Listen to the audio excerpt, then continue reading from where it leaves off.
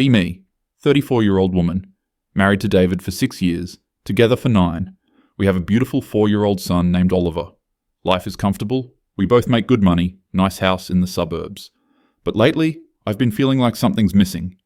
David's always been the agreeable type, quiet software engineer, works from home most days. Honestly, sometimes I wonder if I settled. He just goes along with whatever I say. Never challenges me, never pushes back. It's gotten boring. I've been spending a lot of time on online forums lately, reading about relationship dynamics and power structures. There's this whole thing about how women need to maintain frame in relationships. Can't let men get too comfortable or they stop trying. Makes sense when you think about it. Complacency is the death of attraction. One night scrolling through my phone while David puts Oliver to bed, come across this thread about shit tests, how they're actually healthy for relationships. They keep men on their toes, prove they're still worthy, otherwise they just coast and take you for granted.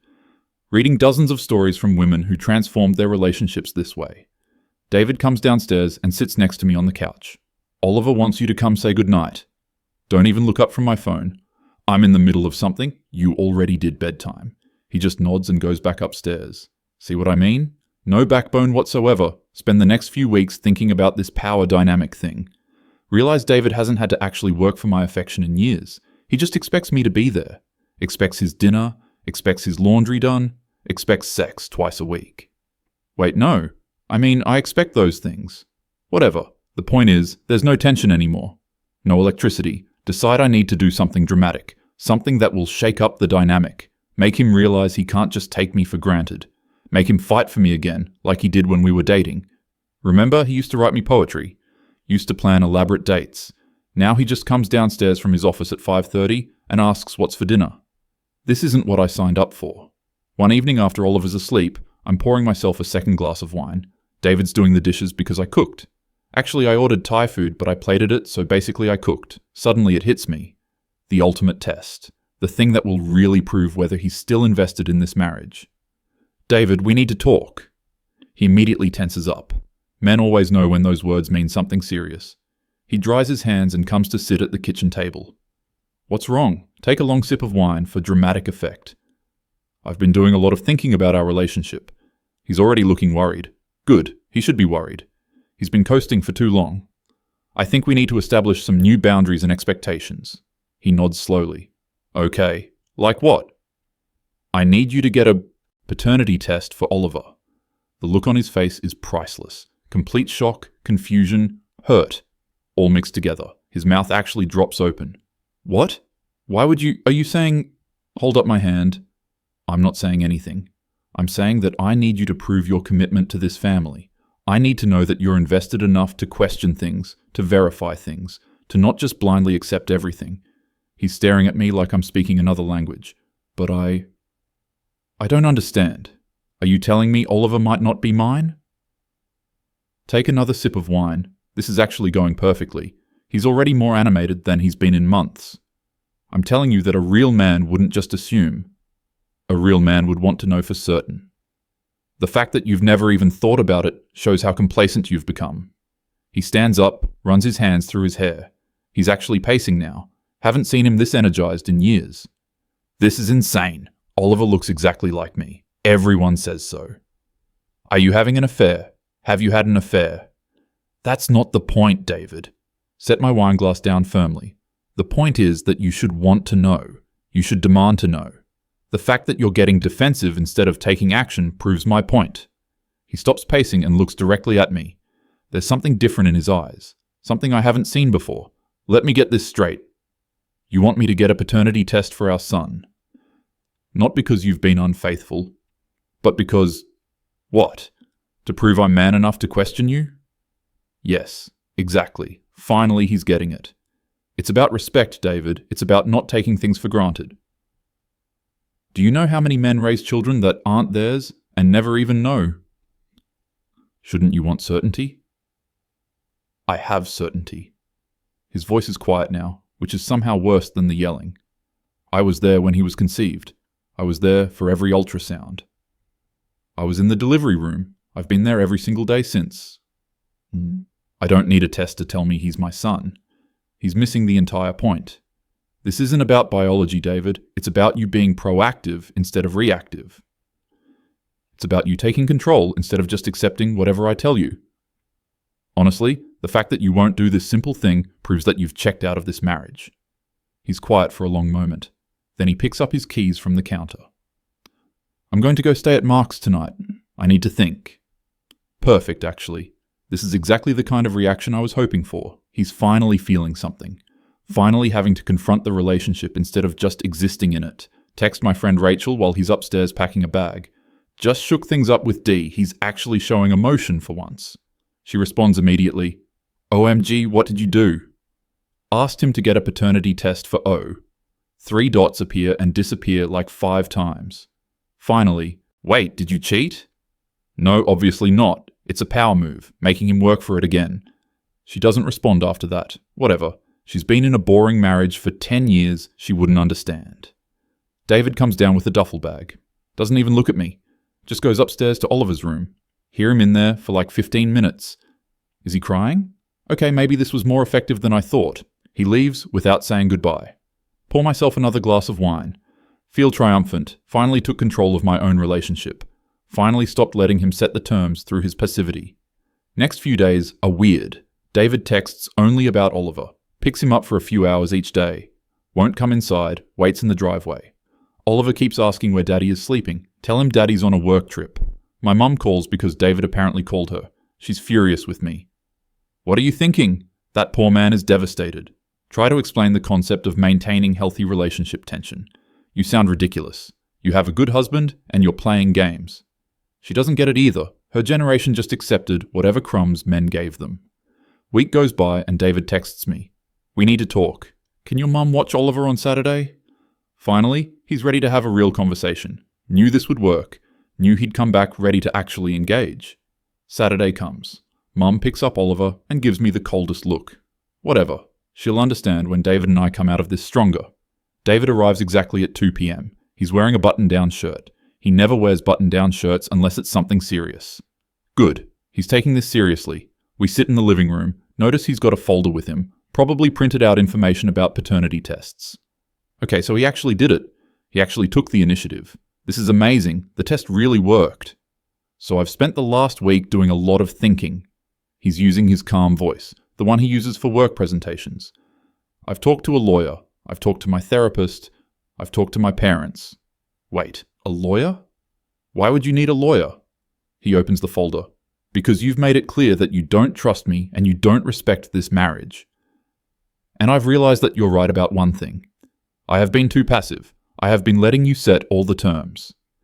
I've been accepting treatment that I shouldn't accept. This is good though, right? This is what I wanted. Him taking action. So I've filed for divorce. Wait, what? I'm sorry, what? He slides papers across the coffee table. These are divorce papers. I filed on Wednesday. I'm also filing for full custody of Oliver, though I'm willing to negotiate shared custody. My lawyer suggests that given your apparent questions about paternity, we should get a test. Not to prove he's mine, I know he's mine, but to establish it legally for the custody proceedings. My brain says, short-circuiting. David, no, you're not understanding. This was supposed to make us stronger. You're supposed to fight for the marriage, not leave it. He actually laughs. It's bitter and harsh. Fight for the marriage? By proving our son is mine when you've given me zero reason to doubt it? That's not fighting for a marriage. That's dancing for someone who wants to watch me perform. No, you're twisting this. Can feel panic rising in my chest. I was trying to create healthy tension. Relationships need tension to survive. I was trying to make you more engaged. By accusing me of being stupid enough to raise another man's child without knowing it? By implying you might have cheated? By playing mind games instead of just talking to me? He shakes his head. I've spent 6 years trying to be the husband you needed. I learned your love language. I go to therapy. I do half the housework. I'm an active parent. And it's never enough because you keep moving the goalposts. That's not fair. I'm actually starting to cry now. This wasn't supposed to happen. I just wanted you to try harder. I was trying. I've always been trying. He stands up. But you see trying as weakness. You see my kindness as passivity. You see my trust as stupidity. I can't win with you because you've set up a game where my only options are to fail or to humiliate myself trying to pass tests I don't even know I'm taking. So you're just giving up. You're proving me right. You're walking away the second things get difficult. He actually smiles. It's sad, but also somehow free. Things have been difficult for years. I just didn't want to admit it. You know what the therapist asked me? She asked me when was the last time you said something kind to me. I couldn't remember. Not a single specific instance. That's not true. I'm kind to him. I'm just not... I don't do the fake performance of kindness. I keep it real. I tell you I appreciate you. No, you tell me I did something wrong slightly less than I usually do it wrong. That's not the same thing. He picks up the folder. You have 30 days to respond to the petition. My lawyer's contact information is on page 3. He's actually leaving. This is actually happening. What about Oliver? It's the only thing I can think to say. What about him? He's my son. David's voice breaks slightly. I was there when your water broke at 3 a.m. I timed your contractions. I was the first person to hold him. I've changed more of his diapers than you have. I've been to every pediatrician appointment, every library story time. I don't need a test to tell me he's mine, because I've been his father every single day of his life. Can you say you've been a wife to me? I'm full on crying now. Please don't do this. I made a mistake. I'll stop. I'll be better. I believe you'd stop this particular thing. He's at the door now. But in 6 months or a year, you'd start something else. Because the problem isn't what you do. It's that you see me as an opponent to defeat instead of a partner to love. Door closes behind him. I'm sitting on the couch with divorce papers in my lap. This wasn't supposed to happen. He was supposed to get the test. Prove that Oliver is his. Prove his commitment. We'd have this intense emotional moment. The passion would come back. Call Rachel sobbing. She answers and I just start explaining everything. He filed for divorce, Rachel. Actual divorce papers. Over a paternity test. Can you believe it? Long silence on the other end. You asked him to prove your son was his when you know he is. What did you think would happen? I thought he'd do it, and it would show he cared enough to verify things. I thought it would create productive tension. Where did you even get this idea? Productive tension? You sound like a LinkedIn post. Try to explain about the forums, about relationship dynamics and maintaining frame, about how men need to be tested or they get complacent. The more I talk, the more insane it sounds out loud. Oh, honey. Rachel's voice is soft now, pitying. I hate it. That's not how healthy relationships work. That's manipulation dressed up in psychology words. You don't understand. I'm getting defensive. You and Tom are basically roommates who occasionally have sex. At least I was trying to keep the spark alive. She's quiet for a long moment. Tom and I have been married for 12 years. We have 3 kids, 2 dogs, and a mortgage. We don't have constant spark because we're not teenagers. We have partnership, we have trust, we have respect. And we don't play games with each other's emotions for fun. She's taking his side. Everyone's taking his side. Spend the next week calling everyone I know. My mum, you made your bed. His mum, called me a manipulative shrew and hung up. My sister, I always thought you were too hard on him. My work friend Ashley, girl, I love you, but what were you thinking? Only person who kind of gets it is this woman from one of the forums. We DM back and forth. She says David is clearly a weak man who couldn't handle a strong woman. Says, I'm better off. But she's currently on her 3rd divorce, so maybe not the best advisor. Meet with a lawyer the following Monday. She's a woman, thank God. Surely she'll understand. Explain the whole situation. She listens without interrupting, taking notes on her legal pad. When I finish, she sets down her pen. Let me be clear. Your husband wants to divorce you because you demanded he get a paternity test for your son despite no infidelity, correct? He's overreacting to a simple request. A request you made as, and I'm reading from your own words here, a power move to create productive tension? To improve our marriage? Yes. She leans back in her chair. I'm going to be blunt with you. This is possibly the worst set of facts I've encountered in a divorce case where there's no actual abuse or infidelity. What do you mean? I mean that you've admitted, on record, to emotionally manipulating your husband. You've questioned the paternity of your child as a test of your husband's masculinity. And you're surprised that he's divorcing you. But I didn't actually cheat. That almost makes it worse. She's flipping through papers now. If you had cheated, at least there'd be a rational basis for the paternity test. This way, you tortured your husband for entertainment. That's not what it was. Why does everyone keep twisting my words? Can I fight the divorce? You can contest it, sure. She's already shaking her head though. But he's filed on grounds of emotional cruelty. And frankly, demanding a paternity test as a mind game fits that description. Plus, in our state, if one party wants a divorce, it's going to happen eventually, regardless. What about custody? She's quiet for a moment. Have you been the primary caregiver for your son? Well, I mean, we both work. We shared responsibilities.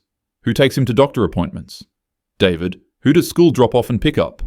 David, because he works from home. Who prepares his meals?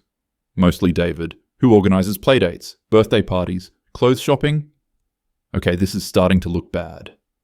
David's lawyer has already submitted a statement from your son's pediatrician, his preschool teacher, and 3 other parents. She's reading from her computer now. All of them identify him as the primary caregiver. He's building a case for majority custody. Feel like I'm going to throw up. He can't take my son from me. He's not taking your son from you. He's asking to be the custodial parent. You'll likely get visitation, possibly even shared custody. But if he can prove he's been the primary caregiver, and given that you've questioned paternity, she trails off meaningfully. The paternity thing was a mistake. Yes, it was. She closes her folder. My retainer is $5,000. But I'm going to be honest with you. I think your best bet is to negotiate. Agree to shared custody, don't fight the divorce, and hope he's feeling generous about asset division. Walk out of there in a daze. $5,000 just to be told I have no case. David won't talk to me except through his lawyer. Oliver keeps asking when Daddy's coming home. Have to tell him that Mommy and Daddy are going to live in different houses. He cries for an hour. I'm crying too. Worst part is work. Obviously people notice I'm distressed. My coworker James asks if I'm okay. Break down and tell him the whole story. Big mistake. He's quiet for a long moment. So you asked your husband to prove your son was his... as a test. It sounds bad when you say it like that. How else should I say it? I was trying to improve our marriage. I was trying to create engagement. James is looking at me like I'm a stranger. You know I'm going through a divorce, right? Now. My wife actually did cheat on me. I would give anything to be in your husband's position. To have a faithful wife and a son I know is mine. And you just threw it away for a power trip? Report him to HR the next day for creating a hostile work environment. He gets a warning. Now, everyone in the office thinks I'm vindictive. Whispers in the break room that stop when I walk in. 3 months later, and the divorce is moving forward. David agreed to shared custody, but he gets Oliver during the week. I get every other weekend and Wednesday nights. I'm a every other weekend parent to my own son. The asset division is fair, I guess. House gets sold, we split the proceeds. Retirement accounts divided. I have to move to a 2-bedroom apartment. Oliver's room at David's place is bigger than mine.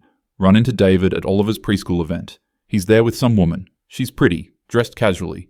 She's laughing at something Oliver said. My son is laughing with her. Feel a surge of rage.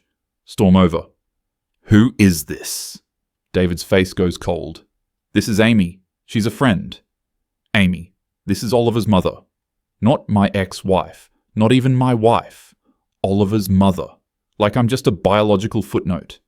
Amy smiles at me. It's genuine, which somehow makes it worse. Nice to meet you. Oliver's been telling me about his dinosaur collection. He's a little young for you to be introducing girlfriends, don't you think? David takes Amy's arm. We're not together, and even if we were, it's not your concern anymore. They walk away.